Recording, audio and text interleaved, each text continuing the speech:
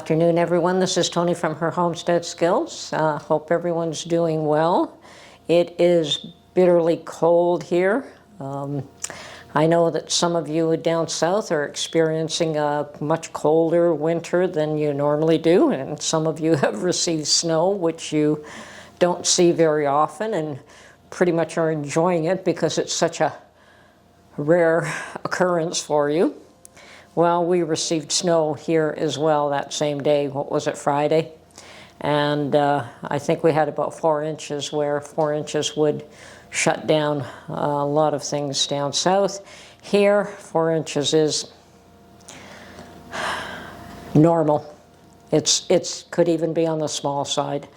The difference here, of course, is that we're always prepared for snow in the winter. They have salt trucks, they have plows, and, you know, the roads are cleared pretty much immediately. All the main roads would be cleared within hours of that kind of snowfall. You might get some of the side roads that, you know, are a little bit slushy or take a little bit longer to be cleared, but all the main roads are cleared fairly quickly. Now, I understand that if you don't have that equipment and you don't have that preparation and it's only a one-time occurrence, why would you have all that equipment? That yes, it's a little bit of an issue to deal with. And I do understand that when the temperatures fluctuate so much that you have a pretty warm day and a cold night, that when things melt, you will have a freeze when it gets cold again. And the freeze is probably the ugliest part, I think. Like, I've never liked. We have had that kind of situation here on occasion, not often, where, you know, you'll get the warm day after a snowfall and things just melt, and then it gets cold again and they freeze, and that is ugly. That is ugly. But as I said, the roads are usually taken care of, so it really isn't an issue on the roads. It may be an issue elsewhere, but on the main roads, really not. It's rare. It happens here, but that's rare. So, and just to put things in perspective, the nighttime cold temperatures that you're experiencing now, which are probably colder than usual, are pretty much our daytime temperatures here. So our nights are quite a bit colder again. So yeah, that's par for the course living in the Great White North. And speaking of Canada, yes, there's still a lot of noise and I'm seeing quite a bit of Canadian politicians on American news, whether it's progressive type, whether it's liberal news stations or Fox News. I see that happening on both. I've watched Trudeau on, what was it, MSNBC, talking to Pataki, I think. I've watched Doug Ford with Jesse Waters. Now, Jesse Waters is a bit of a joke anyway, but he was just trying to have some fun with Doug Ford, trying to press him into thinking that why wouldn't you want to be American? Well, not everyone wants to be American. I, for one, wouldn't have an issue with it. I really wouldn't. I think that America has a lot to offer, but not all Canadians feel that way. So there are some Canadians that totally feel that Canada's a better place than the U.S. to live and whatever.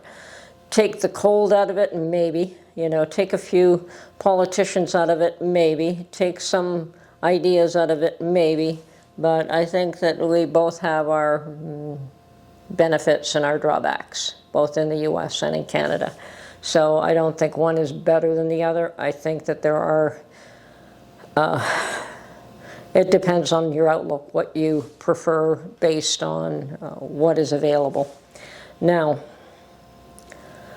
as I said, I've seen a lot of politicians speaking their mind, and none of these Canadian politicians are really in any position of power.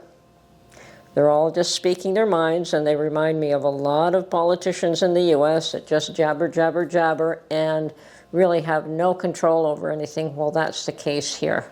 We have Elizabeth May, who is the leader of the Green Party, and she has one single seat, and that is hers. So she has absolutely zip power, and of course that's why she can mouth off and do her scathing rebuttal to Donald Trump, because it won't affect her anyway. It won't change anything. She's a environmentalist in BC, and really, as I said, holds no power. She has one seat in Parliament. And that was her moment to get some air, get some attention. And yeah, she did a good rebuttal, I guess, and for the to present some of the ideas that some people would stand by and be supportive of. Then we have, I understand that the Premier of Alberta was down with Kevin O'Leary down to Mar-a-Lago, and they met and spoke with Trump. Now Alberta is very important because Alberta has lots of gas, and that is probably one of the biggest exports to the United States is gas from Alberta. And I have a little bit of a different perspective on what Trump is doing, and I think it's just his negotiation ploy. Try to come off as the bigger, the stronger, and mischaracterized some things. He certainly does not, they are certainly not, what's the word, subsidizing Canada? Not at all. What the difference is a difference in what Canada sells to the U.S. versus what we buy from the U.S.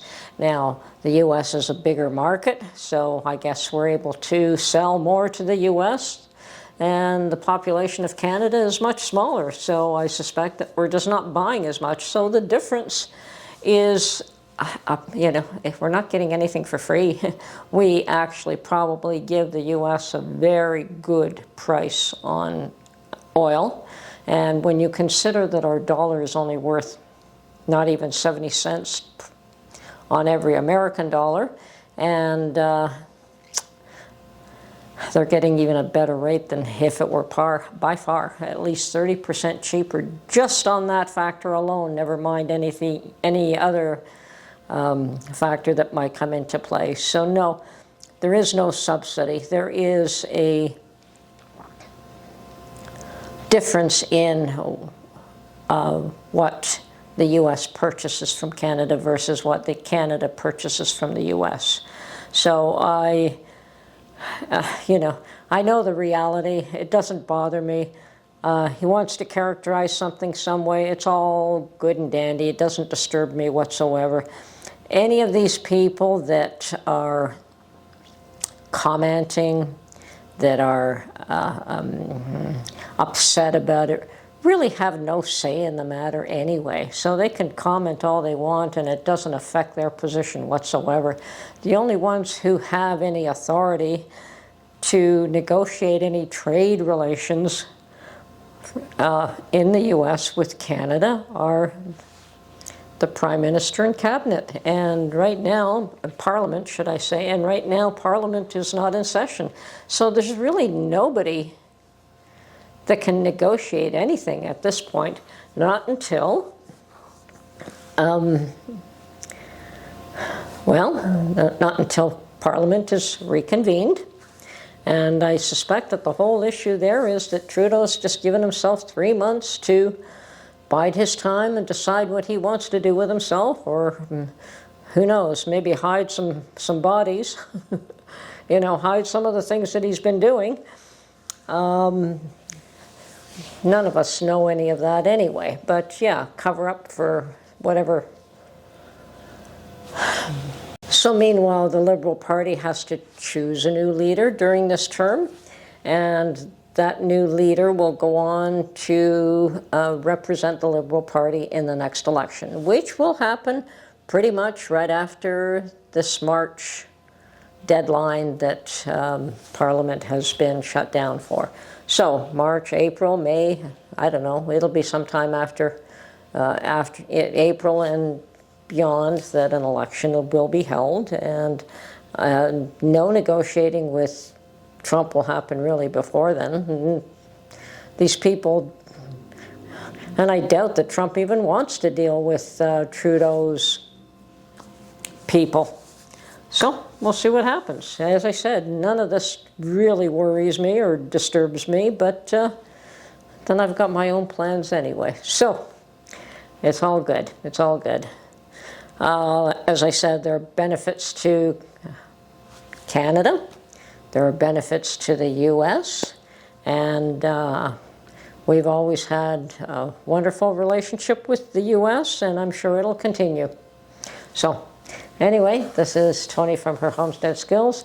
Hopefully I'm not adding to the confusion, but yeah, I wouldn't worry, folks. And none of it is really all that critical, and won't be for a while. Everything will iron itself out, and everything will be all good. So talk to you soon. Bye for now.